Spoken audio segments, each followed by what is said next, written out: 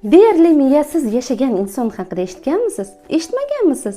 Gapirib beraman, faqat meni tinglash jarayonida mashqni ham bajaring. Chunki bugun challengeimizning 12-kuni va bugun biroz osonroq mashq tanladim, chunki obunachilarimiz mashqlarni bajarishda ozgina qiynalishayotgan ekan. Bugungi mashqimiz mana bu harakatlardan iborat bo'ladi. Xullas, bu voqea haqida The Lancet tibbiyot jurnalida yozilgan. Unda aytilishicha, 2007-yilda Fransiyada 44 yoshli Matthew oyog'idagi og'riq bilan shifokorlarga murojaat qiladi. Shifokorlar yuzaki tekshiruvda hech narsani aniqlay olmaganlaridan so'ng chuqur tekshiruvga o'tishadi va chuqur tekshiruv jarayonida bosh miya MRTsi o'tkaziladi va tasvirni ko'rib, endi bemorga emas, shifokorlarga yordam kerak bo'lib qoladi. Sababi tasvirda miya yo'q, ya'ni miya to'qimasi o'rnida faqat suyuqlik bor. Miyaning qobig'i qolgan xolos, ya'ni 90% miya ko'rinmayapti tasvirda. Shifokorlar hayron qolishadi va so'ng bemordan so'rab surishtirishadi. Mashqni biroz murakkablashtiramiz mana bu tarzda. Surishtiruv natijasida ma'lum bo'ladiki, Matthew bolaligida gidrotsefaliya bilan og'rigan bo'ladi. Gidrotsefaliya miyada suyuqlik to'planishi hisoblanadi.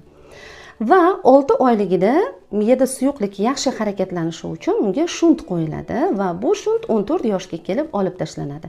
Demak, jarayon to'xtamaydi. Miyada suyuqlik to'planishda davom etadi va 30 yil davomida miya to'qimasi o'rnini suyuqlik egallab, faqatgina 2 mm qalinlikdagi miya qobig'i qoladi xolos.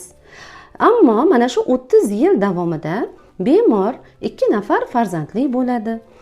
Davlat xizmatida ishlaydi.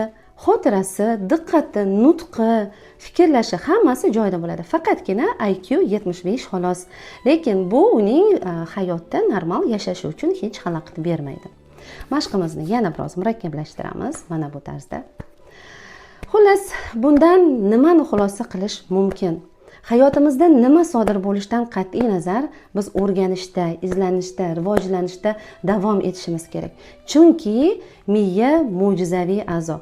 Uning sir asrorlari juda ham ko'p. Olimlar qancha ko'p tadqiqot olib borgani sari uning yangi xususiyatlari, yangi qirralari aniqlanmoqda. Demak, doimo o'rganing va izlaning. Mashqimizni yakunlaymiz, qo'llarimizni uqalaymiz. Agar bugungidek voqealar siz uchun qiziq bo'lsa va bu haqda ko'proq bilishni istasangiz, sahifamga obuna bo'ling. Mashq haqiqatdan ham oson bo'lgan bo'lsa, izohlarda plus belgisini qoldiring.